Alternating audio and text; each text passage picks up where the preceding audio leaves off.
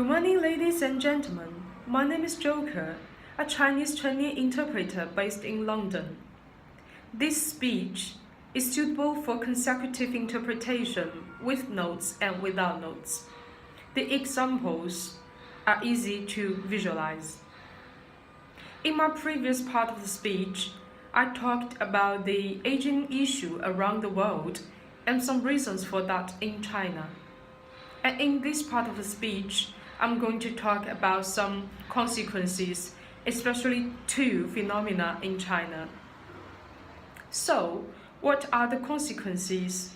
We all know that the aging societies are undertaking unprecedented pressure in various parts. For instance, old people live longer, but it doesn't mean that they live healthier. In fact, they live with more chronic diseases and geriatric depression than before. Besides, the economic growth slows down and even encounters recession due to lack of young labor and a soaring number of pensioners. Considering the financial crisis, the situation is even getting worse. Anyway, these are challenges that all the Asian societies are facing. But here, I want to focus on two major social phenomena in China. The first one is the 4-2-1 pattern. As I mentioned in my previous part of the speech, China implemented the one-child policy in 1980s, and recently, the second-child policy is open to the public. As a result, people born in the late 20th century, which is my age group, are the only people who suffer from the policies. We were spoiled when we were little kids because we were the only apples of the family's eyes.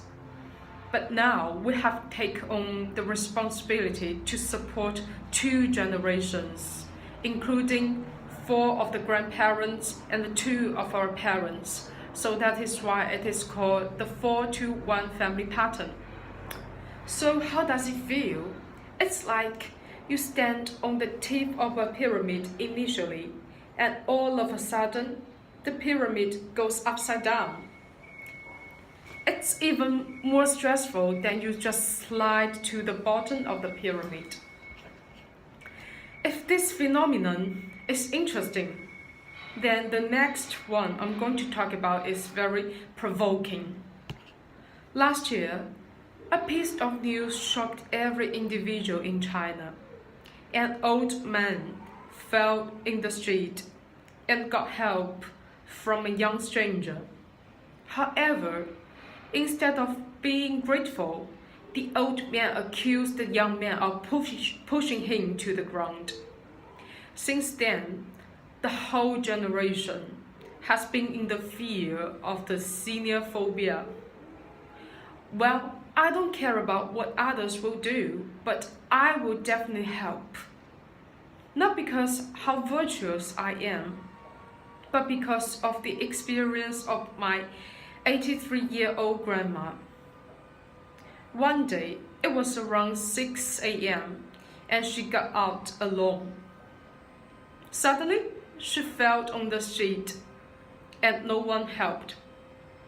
Because you barely see anyone on the street at 6 a.m. She called us, but we were all sleeping. So she had to struggle for like 10 minutes, and finally she sat on the pavement. And she waited for another hour until we woke up and my uncle took her to the hospital. And the only piece of advice she got was, don't get out at 6 a.m. alone, in case no one will see you when you fall on the street. But I felt lucky for her. If she gets out at around 12 with a lot of people there and no one helps, how pathetic it will be. I just can't imagine her falling down on the street with people standing by watching her die. Anyway, I'm here today not to judge anyone, but to arouse the consciousness of the public.